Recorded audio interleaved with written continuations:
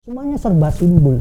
Nah, termasuk juga hal-hal yang di dalam mencari terang rohani, tindakan dan juga perbuatannya itu selalu napasnya itu napas wong Jawa, nuansa Jawa yang diyakini dan dia percaya.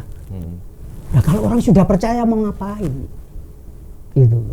Dan orang Jawa yang melakukan seperti itu, yang menurut saya seyogianya memang memahami kenapa harus seperti itu. Gitu.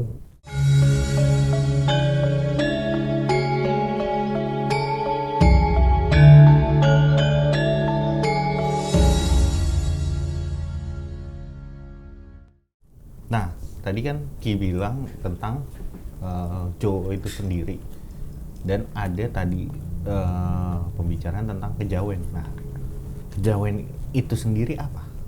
Tadi saya selalu lebih cenderung menyebut Gusti ya. Ini saya saya tambahin dulu. Wong Jawa itu percaya bahwa jagat raya ini ada yang menciptakan. Namun juga disadari bahwa tidak ada nama. Sehingga bagi wong Jawa itu monggo saja. Mau nyebut Gusti, Kang Murben Dumadi, sing gawe apa saja itu tidak masalah. Yang penting adalah dia. Gitu.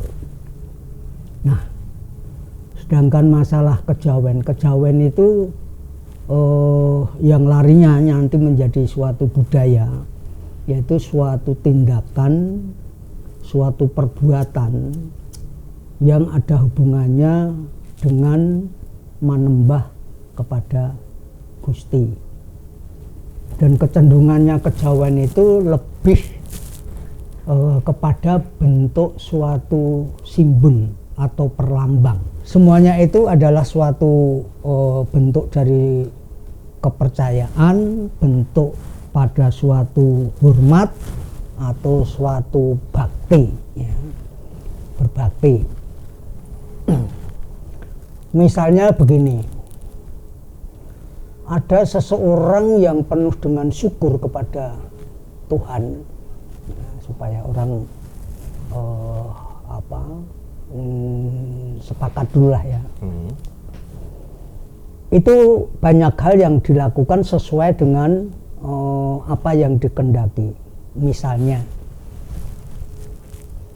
orang mau punya hajat, misalnya mantu gitu ya. Mantu itu ada model bentuk seseraan, midodareni, kemudian ada panggih gitu ya. Panggih itu menurut wong Jawa itu adalah bentuk suatu pengakuan resmi laki dan perempuan itu sah menjadi suami istri. Makanya bagi wong Jawa itu kalau non muslim itu dia mempunyai, kalau pakai panggih ya, sah secara agama, itu ada surat nikah dari gereja misalnya. Kalau sah secara negara dia punya akte dari catatan sipil. Tapi secara Jawa pun juga sah karena dengan adanya panggih. Misalnya saja seseran. Seseran itu bukan hanya sekedar peningset, mas kawin, itu enggak. Tapi di situ ada sanggan yang disimbolkan dengan pisang rojo, ya, pisang ayu lah, karena dikasih kertas emas itu. Simbol itu, sanggan itu adalah doa orang tua agar supaya nanti di dalam hidup berkeluarga itu mampu nyonggo, menyangga, bertanggung jawab terhadap kehidupan rumah tangganya. Kemudian juga diiringi dengan berbagai macam yang mewujudkan simbol daripada sandang, pangan, dan papan. Itu sebetulnya hanya doa. Gitu. Agar supaya nanti itu Tuhan itu memberikan rezeki, kecukupan tentang sandang, pangan, dan papan. Biasanya pangan itu pun juga disertai dengan jadah uli beserta wajik. Artinya bahwa sama-sama dua-duanya itu dari ketan, tapi bentuk dan rasanya berbeda, dan itu disatukan. Itu bentuk doa daripada orang tua berupa simbol kepada Tuhan, gitu, agar supaya anaknya nanti itu bisa menyatu, gitu. Toh kan sama dari ketan, gitu. Nah, dan juga biasanya itu juga diberi simbol buah. Cuman wong Jawa itu melarang buah itu diberi anggur dan klengkeng. Itu sebetulnya hanya simbol doa orang tua agar supaya anaknya nanti setelah berkeluarga ya jangan menganggur gitu. Anggur, makanya jangan pakai anggur gitu. Klengkeng. Supaya nanti anaknya itu jangan sampai hidupnya itu kelengkengan. Menderita, sengsara. Enggak mau orang tua, enggak ada orang tua yang itu bentuk doa kepada Tuhan itu. Ada orang yang mengatakan buah itu simbol supaya nanti cepat punya anak. Ya enggak apa-apa, namanya doa. Tapi sebenarnya lebih dari itu, harapan dan doa orang tua itu agar supaya anaknya nanti hidupnya itu karena kecukupan sandang, pangan, dan papan, berbuah itu bermanfaat untuk sesama. Ya. Kalau orang seperti itu, wah, kejawen. Nah, gitu. Termasuk siraman misalnya. Kenapa harus air 7 sumber gitu ya? Air itu simbol kehidupan. Harapan orang tua itu hari yang 7 Minggu, Senin, Selasa, Rabu, Kamis, Jumat, Sabtu. Hari-hari yang 7 itu betul-betul Tuhan itu memberikan berkat untuk sumber kehidupan. Hari yang 7 itu. Gitu. Dan biasanya juga dikasih kembang. Gitu. Dikasih kembang. Kembang itu bentuk wewangian, gitu. Wewangian termasuk setiap orang berdoa, apakah itu di makam, apakah itu di rumah, itu kebanyakan menggunakan wewangian. Gitu. Apakah itu menyan, hiu, atau kembang. Orang yang tidak ngerti dan tidak mau bertanya, pasti cara berpikirnya berbeda. Dan itu negatif. Padahal enggak. Wong Jawa itu menyadari bahwa bentuk wewangian itu adalah simbol berkenannya Tuhan itu terhadap doa yang khusyuk, yang indah, yang mesra, gitu loh, agar supaya berkenan. Nah, kembang itu kebanyakan orang itu kalau tidak kembang telon ya kembang liman, 5 macam atau 3 macam. Kalau kembang yang itu biasanya hanya untuk kembang tabur lah. Ya. 5 itu misalnya pasti mawar merah, mawar putih, kemudian ada kenongo, ada melati, ada kantil. Bahwa yang namanya kehendak, keinginan, cita-cita itu mawarno-warno, beraneka ragam, gitu. Kehendak yang putih atau kehendak yang merah, Tuhan itu memberi kebebasan. Juga kebebasan di dalam hal untuk mencapainya, gitu. Kenong ini, kenong ngono, boleh begini, boleh begono, boleh begitu, itu simbol. Tetapi disertai dengan melati.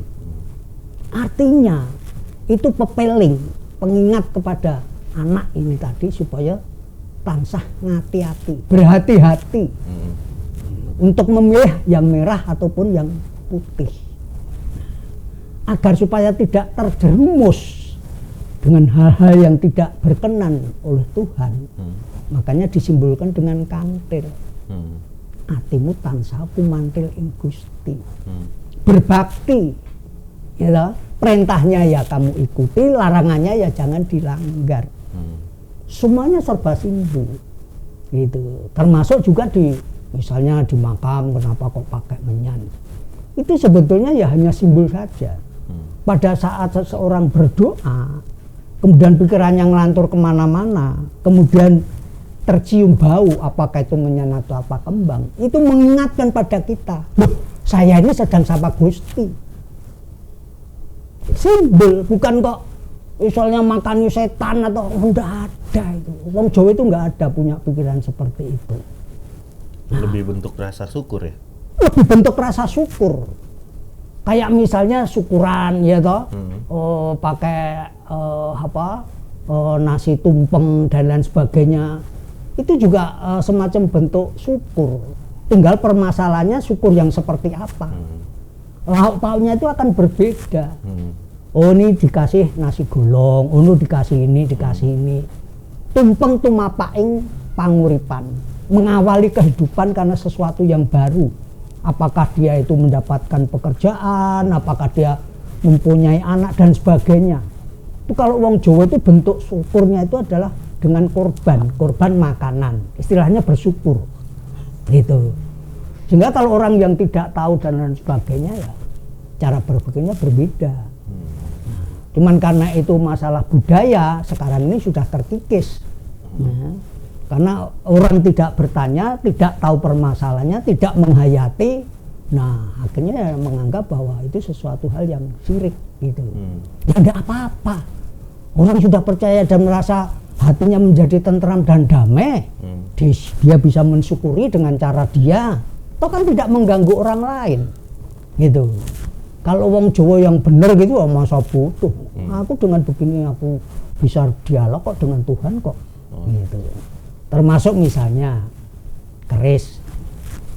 Keris itu pun juga simbol. Gitu. Namanya saja keris, yang kalau kita baca-baca ada pemahaman keris itu mengker karono aris. Artinya itu mundur dengan legowo, dengan suatu ketulusan, dengan suatu kejujuran dan suatu pemahaman. Mundur dari apa? Dari nafsu. Berbagai nafsu termasuk keangkara murkaan itu. Makanya kalau orang Jawa itu kalau pakai keris itu pasti dia berdiri. Gitu. Dan dia tidak kelihatan. Kalau di keraton itu kalau menghadap, kalau pisowanan itu pasti kerisnya di atas, nggak kelihatan. Tapi kenapa raja kok pasti dibeginikan? Gitu. Menunjukkan bahwa lu jangan macem-macem, gua yang berkuasa. Gitu. Kalau sekarang ya kalau hajatan manten begini pakai keris ya dilihatin karena itu suatu keindahan, bentuk suatu keindahan. Iya. Tetapi kalau ngobrol misalnya sama raja, dia diutus oleh raja lain, kemudian kerisnya itu ditongolin, nah itu bentuk marah. Terkesan menantang. Nah, gitu loh. Apalagi kalau keris itu sudah ditaruh di sini. Itu udah ditaruh di sini ya. Misalnya satu contoh, keris itu pasti nggak kelihatan. Tapi begitu begini, nah ini sudah lain permasalahannya. Apalagi kalau sudah begini. Ini pun dibeginikan. Ini udah beda. Ini udah lu atau gua yang mati. Gitu. Semuanya serba simbol. Nah, termasuk juga hal-hal yang di dalam mencari terang rohani, tindakan dan juga perbuatannya itu selalu napasnya itu napas wong Jawa, nuansa Jawa yang diyakini dan dia percaya. Nah kalau orang sudah percaya mau ngapain? Gitu. Dan orang Jawa yang melakukan seperti itu, yang menurut saya seyogianya memang memahami. Kenapa harus seperti itu? Gitu. Bahwa sekarang itu di kampung-kampung di tempat saya itu kenduri aja sudah. Karena sudah ya ada yang negur, ngapain sih? Begitu-begitu musik, loh saya mau berbagi kebahagiaan kok nggak boleh. Dan ingat lah, wong Jawa itu jangankan kenduri, perhelatan saja tidak mau main-main. Pasti dicari yang terbaik. Karena itu bentuk syukur, bukan hanya sekedar menghormati tamu. Enggak, bahwa cara dalam artian untuk melakukan sesuatu hal itu, kalau wong Jawa itu memang dihitung, ya, dihitung. Berarti itu termasuk dalam ada di ajaran di kejawennya itu? Ya ada di kejawennya itu, walaupun akhirnya itu ada sempalan-sempalan ya. Sempalan itu apa? Sempalan itu ada semacam sekte ya. Oh ini aliran ini aliran. Tapi sebetulnya sama gitu, tujuannya sama. Cuman caranya yang berbeda. Kenapa berbeda? Tergantung dari yang diyakini, katakanlah kalau aliran-aliran begitu kan biasanya ada guru ya, ada guru ya. Nah, petunjuk dari sang guru, nah itu dari karena petunjuk dari Gusti itu seperti apa, dan ternyata dia jalani, ternyata itu ada suatu kebenaran, ya, nah baru dia menggunakan tata cara itu. Dan perlu diingat bahwa walaupun caranya sama, tapi hasilnya juga belum tentu sama. Gitu. Karena Tuhan itu Maha Kuasa, Maha segala-galanya gitu. Nah, dalam kejawen itu sendiri ada gurunya juga atau? Kalau yang namanya sudah menjadi adat itu sebetulnya semacam apa ya? Semacam kebiasaan. Kalau begini begini, kalau begini begini gitu. Ada rules-nya gitu. Ada pakem-pakem tersendiri. Ya, ada pakem walaupun juga akhirnya berkembang. Berkembang. Enggak tekstual gitu.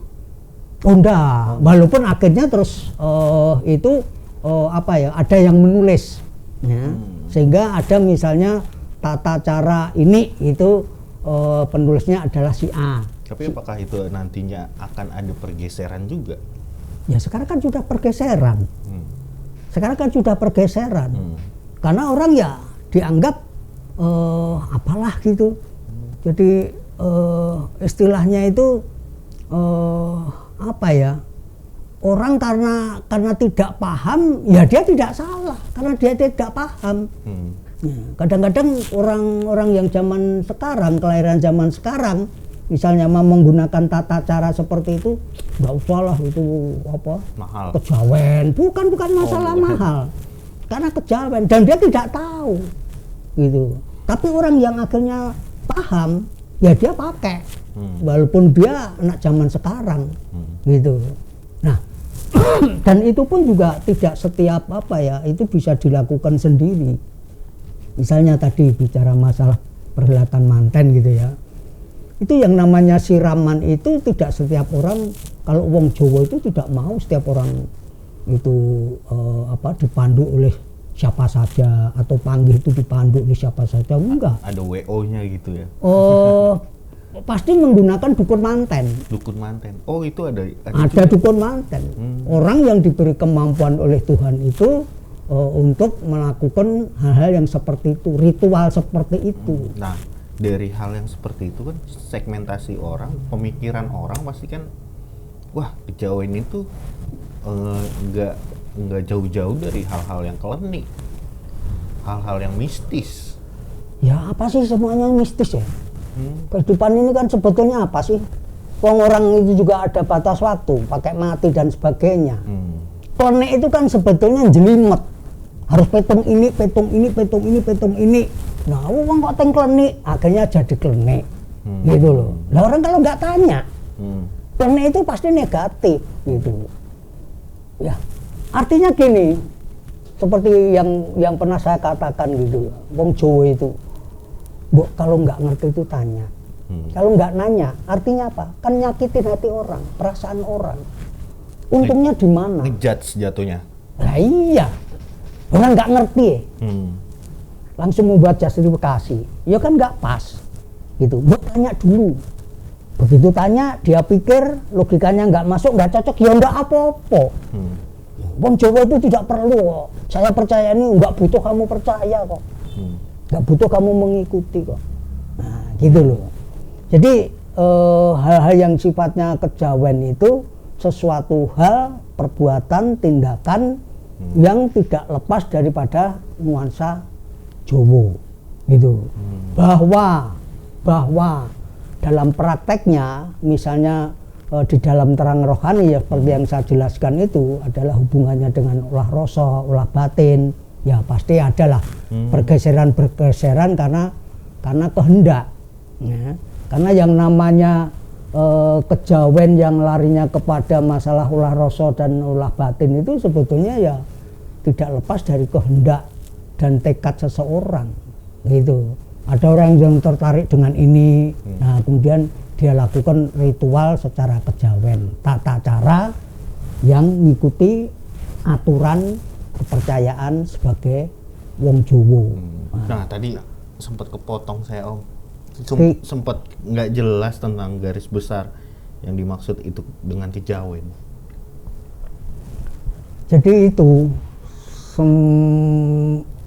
tata cara atau suatu perbuatan yang lebih kepada nuansa Jawa. Nah, artinya kalau dihubungkan dengan kesadaran kebutuhan manusia itu adalah di dalam rangka untuk pembersihan jiwa. Pembersihan jiwa itu hubungannya adalah berbakti kepada Tuhan. Berbakti pada Tuhan, sehingga apa yang dilakukan, apakah itu berbentuk upacara, apakah itu berbentuk hitung-hitungan gitu ya, yang kemudian orang mengatakan itu klenik gitu karena pating klenik gitu. Nah, itu tidak lain dan tidak bukan adalah sesuatu hal yang diharapkan mempunyai kehendak untuk senantiasa itu selamat. Artinya bahwa itu sebetulnya rambu-rambu. Orang harus berani jujur pada dirinya sendiri kalau dia baca. Jujur dalam artian begini, oh ya benar, aku memang punya kelemahan, sifatku begini. Oh ya benar, aku punya kekuatan seperti ini. Artinya kalau orang sudah tahu punya kelemahan seperti ini, ya jangan dipelihara. Akhirnya hubungan bermasyarakatnya kurang, apalagi bisnis, apalagi karier, ya habis dia. Gitu. Nah itu tadi hubungannya dengan akunya itu tadi. Tetapi kalau dia mampu untuk mengelola kelebihan dan kelemahannya itu, apalagi dengan olah rasa, olah batin, ya banyak orang yang berhasil. Gitu. Jadi orang berhasil itu ya caranya juga macam-macam karena itu rahasia Tuhan. Makanya orang berbicara bahwa saya itu tidak ada apa-apanya, tapi Tuhan itu adalah segala-galanya. Makanya cara manusia itu melakukan upacara, melakukan perbuatan itu nuansanya Jawa, makanya disebut wah nganggo tata cara kejawen. Sebetulnya semuanya itu hanya kehendak baik saja karena percaya. Nah, orang kalau udah percaya mau ngapain? Orang tidak akan serk kalau dia tidak melakukan itu. Mbok ya sudah, nggak usah dicaci maki, nggak usah diomong-ngomongin gitu. Kamu nggak percaya kan juga nggak apa-apa. Nah, ada juga ketika mau melangkah pun ketika pagi itu menggunakan kaki kanan dan kaki kiri atau kaki kiri itu termasuk ini juga. Ya, cuman kalau menurut saya ini sekali lagi apa yang saya katakan itu versi saya ya, tentu saja dengan kelemahan dan kebodohan, kekurangan referensi dan sebagainya, khususnya rasa ya. Kalau menurut saya itu tidak semudah itu karena setiap wilayah itu juga mempunyai energi yang berbeda. Gitu. Misalnya katakanlah tanah Pasundan. Pasundan mana dulu? Garut kah, Sumedang kah, dan sebagainya. Termasuk di Jawa Tengah mana gitu. Nah, sehingga kalau ada katakanlah orang pinter atau orang yang punya kemampuan, dia mengatakan kalau kamu ke sana, kamu begitu mau masuk itu langkah yang kamu gunakan pertama kali adalah kaki kanan. Kalau di sana kaki kiri. Itu yang tahu yang dapat petunjuk itu. Tapi jarang yang bilang masuk kaki dua-duanya gitu, jarang ya. ya jarang karena dan itu tidak mungkin. Karena itu kan hanya meloncat namanya gitu. Nah, hitung-hitungan begitu itu yang kemudian dikenal dengan kejawen karena menggunakan dasar pikiran wong Jawa gitu. Tetapi intinya bahwa semuanya itu baik adanya, baik untuk yang bersangkutan karena dia percaya gitu. Apalagi orang yang sudah keterima gitu ya, olah rasanya dia mendapatkan petunjuk, ya sudah. Dan itu pun juga tidak akan memaksakan orang. Dia bisanya ya hanya tutur dan sembur. Tutur itu hanya menasihati, sembur itu mendoakan. Semuanya tetap tergantung kepada tekad daripada seseorang tersebut. Nah, untuk mencapai kehendak gitu. Nggak ada orang Jawa kok memaksakan harus gitu. Itu bisa juga nggak sih Om sebagai soalnya kan runutannya kejawen untuk menjadi Jawa itu sendiri. Ya biasanya kejawen itu mesti wong Jawa. Pasti wong Jawa. Oh ya, wong Jawa itu tata caranya kemudian disebut kejawen. Tetapi juga ada orang yang tidak menggunakan tata cara kejawen, tetapi dalam kehidupan sehari-hari dia itu dadi wong Jawa. Ya toh, tata kramane ana, unggah-ungguhe ana, itu ya. Nah, sekarang misalnya saja yang namanya seorang katakanlah di militer aja, dia pakai topi dan sebagainya. Coba kalau menghadap, topinya kan mesti dilepas. Itu sebetulnya hanya semacam hormat saja kepada pimpinan. Lu mosok sama Gusti Allah nggak begitu, kan gitu loh. Dan juga manusia saja kalau namanya berbakti dengan orang tua itu ya sebaiknya juga taat pada perintahnya, patuh, tapi juga jangan melanggar larangannya. Karena orang tua itu mesti ya baik adanya. Kamu jangan mabuk, nah, itu kan sebetulnya baik. Jadinya mabuk. Nah, malah mabuk itu sama saja katanya itu berbakti kepada Tuhan, menyembah Tuhan. Tetapi secara sadar dia melanggar perintahnya, nggak boleh begini dilanggar, nggak boleh begini dilanggar. Padahal tahu. Kalau yang tidak tahu sih ya mungkin tidak masalah ya. Tetapi karena Gusti itu Maha Kasih, ya pasti dia melalui media orang lain lah.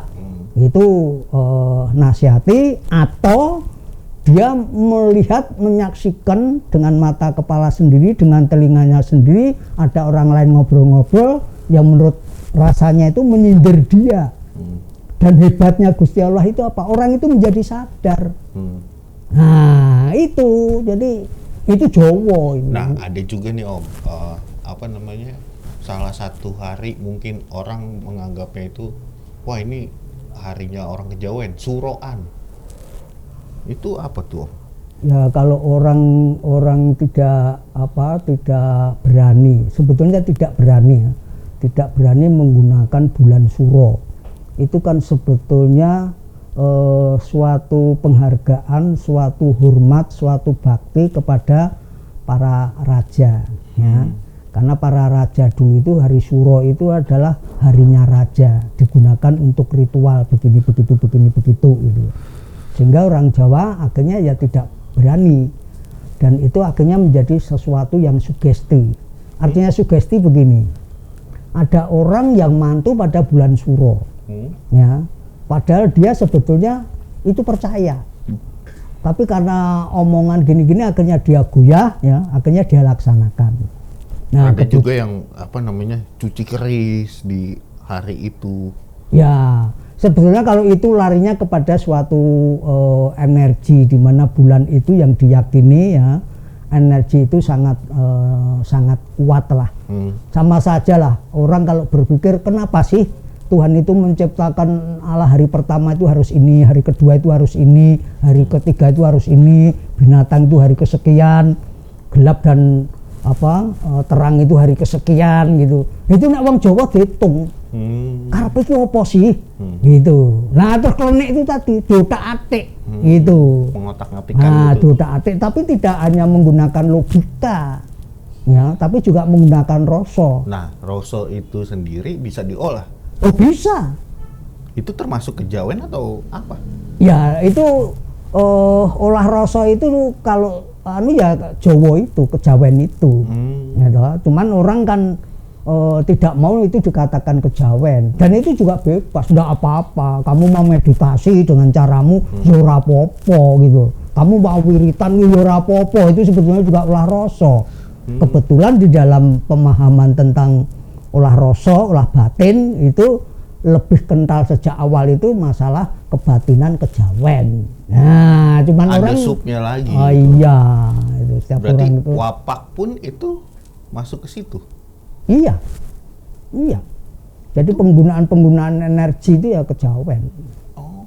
Penggunaan energi kejawen, bahwa ada orang yang bisa membuat jimat, membuat ini tidak mau dikatakan kejawen, ya enggak apa-apa gitu loh. Enggak apa-apa, tapi kebetulan ya di wong Jawa itu memang juga ada cara yang seperti itu, menggunakan energi.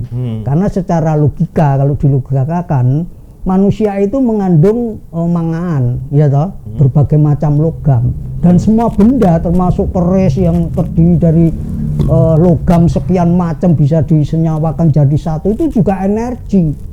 Apalagi batu yang sudah terendam sekian ratus tahun, itu energi. Nah, logikanya bagaimana itu mempersatukan energi?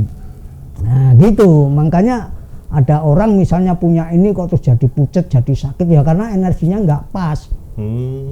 Bahwa di dalam ilmu kejawen itu kemudian energi itu dihubungkan dengan suatu kehidupan di alam yang tidak gemelar, istilahnya itu di alam katrian, di alam sana. Itu iya, karena wong Jawa itu ya percaya bahwa orang itu secara kejawen itu mati itu kan hanya rogonya. Kan kemudian ada kehidupan baru setelah mati. Nah, gitu loh. Itu ada mall nggak, Om? Nah, itu nanti dikepatin. Nah, itu. Dan di sana itu juga tidak seperti yang saat ini.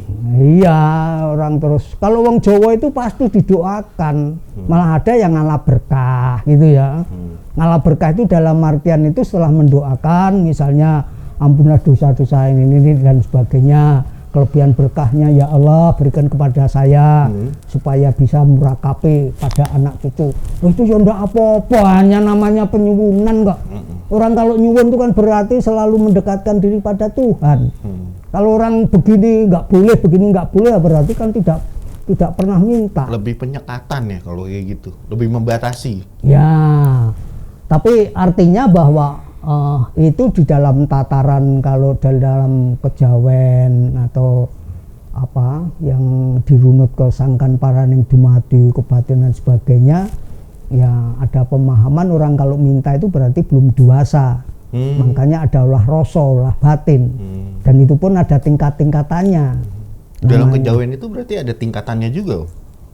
Kalau kejawennya ya ada kalau kejawennya ya toh, tapi dasarnya tetap bahwa itu Jawa gitu, ngerti toto.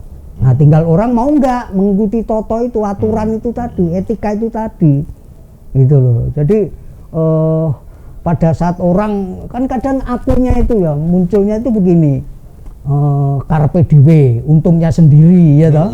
Pada saat dia melakukan olah rasa kejawen itu hanya untuk kepentingannya sendiri, bodo amat yang lain. Ya itu masing-masing orang. Tetapi sumber awalnya adalah sama dari sini, cuman kan sempalan-sempalan. Dan kita juga nggak bisa menyalahkan orang itu. Ya nggak bisa. Dan itu semuanya kalau udah ke olah rasa yang dalam artian kebebasan itu ya itu hak masing-masing. Tinggal dia menggunakan daya manusia sejati yang aku, atau dia menggunakan daya dari roh atau daya dari setan misalnya begitu, ya monggo saja, ndak apa-apa, risiko tanggung penumpang.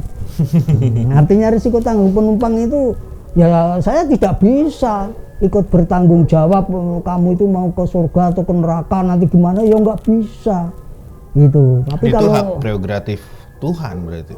Oh iya, itu hak prerogatif Tuhan. Seseorang beriman atau tidak itu hak prerogatif Tuhan. Gitu. Cuman manusia itu wong Jawa itu cuman mudi agar supaya layak dan pantas. Gitu. Kalau Tuhan itu Maha Kasih ya, hubungan dengan manusia itu serba harmonis, serba mesra. Ya kita juga terhadap sesama ya seperti itulah. Kan logikanya seperti itu. Gitu. Sehingga kita ini orang Jawa itu tahu dulu itu dari mana, sekarang diberi itu harusnya gimana, terus nanti mau kemana. Kemana itu ya ke sana yang sudah dikehendaki. Nah itu ada totonnya gitu loh. Nah dari ajaran kejawen itu pengaplikasian untuk apa kehidupan sehari-hari saat ini tuh bisa nggak? Ya ada, cuman permasalahannya kan tidak semua orang itu kan tahu gitu. Satu contoh aja lah, kalau wong Jawa poso itu nggak mau pamer. Iya toh, nggak mau pamer. Misalnya di kantor, ya toh, di kantor itu meja saya misalnya, OB saya masuk, air saya masih penuh. Ya OB saya tahu kalau saya sedang puasa. Tapi kesehariannya, ya orang nggak tahu kalau itu sedang puasa. Itu wong Jawa itu. Lebih menutupi ya? Oh, lebih menutupi, nggak dipamerkan karena itu urusan pribadi dengan Tuhan. Bagaimana, dan itu salah satu dalam rangka untuk meper hawa nafsu. Ya toh? Nafsu putih mungkin. Ya pamer segala macam itu kan juga hawa nafsu gitu, kesombongan. Enggak mudah. Wong Jawa itu sangat rumit, sangat sulit, makanya banyak ada betah. Karena lakunya semua diatur. Ya sebetulnya bukan diatur ya, tetapi itu pengertian bahwa orang hidup itu ya nguripi carane piye, ya gini lumrahe menungso lah. Gitu. Menungso tuh duwe budi lah, kok kelakanmu kaya kewan. Kewan tuh nggak punya budi. Gitu, beda dipateni ya dikerah gitu. Itu kan hewan. Kucing lihat tikus ya dikejar. Anjing lihat kucing ya dikejar dan sebagainya. Lah menungso punya budi. Nah, orang yang tahu etika seperti itu, ngerti sangkan paraning dumadi, ya, kemudian dia berusaha supaya layak dan pantas dengan ngilmu manunggaling kawula Gusti. Nah, itu berhasil atau tidak? Wah, itu tergantung dari si aku itu untuk mempunyai niat dan tekad. Nah, itu apa tuh? Manunggaling kawula Gusti. Wah, panjang itu. Panjang itu. Nggak mungkin sejam 2 jam ya. Ya, yang saya omongkan beberapa kali ini pun juga tidak sampai detail, tapi paling tidak ya bisa memberikan gambaran. Itu pun juga tentu saja dengan keterbatasan. Makanya orang kuno itu kan nggak usah takut, gitu, ora usah wedi. Ya sak gaduk-gadukmu nut kadewasanmu. Artinya itu nggak perlu malu, nggak perlu takut. Ya semampu kamu, sekuat kamu. Kamu nggak usah ikut-ikutan yang sudah hebat di sana. Wong kamu di tataran kamu kemampumu seperti itu. Tapi budidaya berusahalah otak kamu itu supaya digunakan untuk olah pikir. Nah, artinya itu landep dengkul itu ya jangan sampai tajamnya itu kayak dengkul yang nggak tajam gitu. Tapi diasah terus. Diasah terus itu adalah mencari terang rohani, pendekatan diri. Orang Tuhan itu senantiasa berbicara dengan kita. Kalau dulu itu ya dengan nabi, dengan kitab-kitab suci. Emangnya hanya zaman dulu Tuhan bicara? Ya enggak lah. Itu akan langgeng, akan seterusnya. Dengan apa? Dengan peristiwa, kejadian di sekeliling kita, atau mungkin ada pada diri kita. Cuman kita nggak pernah gitu menyadari. Orang kadang-kadang aku nggak pernah olah rasa, nggak pernah aku kok begini ya, gitu. Tapi Tuhan itu senantiasa, sangat maha segalanya lah. Misalnya saja orang mau pulang ke mana, mau naik bis A misalnya, tahu-tahu rasaku kok nggak enak ya. Udahlah batalin aja lah, kita berangkat besok aja lah. Kan sudah keluar duit gini. Nggak taunya besok baca berita bis yang kita tumpangi kecelakaan misalnya. Itu satu petanda mungkin ya. Ya itu karena kebaikan Tuhan terhadap kita. Tuhan itu senantiasa berbicara dengan kita. Cuman kita selalu aku, ya akunya yang selalu dikedepankan itu. Untungku apa gitu loh. Karena orang itu tadi bener dhewe ya toh, maunya sendiri, untungnya sendiri, senengnya sendiri, benernya sendiri. Nah itu udah kodrat itu. Nah cuman karena etika itu tidak pas di dalam rangka kesadaran yang tadi saya jelaskan sebagai aku, sebagai bagian dari masyarakat dan seterusnya, ya dia masa bodoh. Dunia ini mau rusak ya terserah gitu. Hutan mau gundul banjir longsor ya terserah, aku nggak kena, yang kena orang lain akan cilaka. Gitu. Bagaimana dia mau mengaku katanya itu takwa, katanya dia itu menyembah, berbakti, ya ndak ada lah gitu. Tapi itu dari sudut pandang pemikiran wong Jawa. Orang boleh berbeda dan itu indah kok. Indah pada waktunya. Nah hari ini Ki, banyak sekali pelajaran yang berharga mungkin ya, pengetahuan yang baru yang bisa saya dapat di sini nih. Ya itu pun juga saya hanya secuil aja lah. Tadi saya katakan itu sak kuku ireng lah, hanya kecil saja lah. Tetapi bagaimanapun juga dari nasihat-nasihat khususnya yang saya, orang tua saya itu ya selalu berusaha supaya layak dan pantas. Bukan hanya untuk saya sendiri, tapi juga semoga Tuhan itu berkah itu juga melimpah ke anak cucu turun saya. Orang tua kan harusnya berpikir itu, bukan senangnya sendiri. Seumur saya itu udah mau butuh apa, gitu.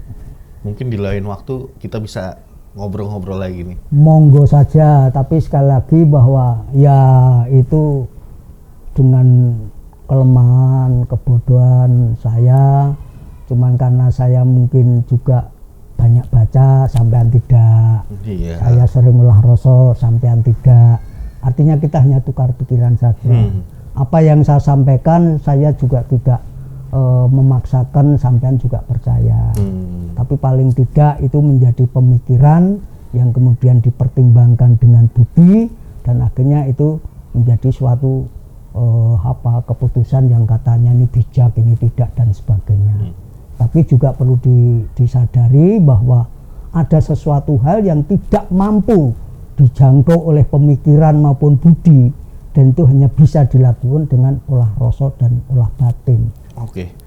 Gitu. Terima kasih banyak Ki Tejo Kak Moyo. Saya juga terima kasih dibuka lagi ya. Oke.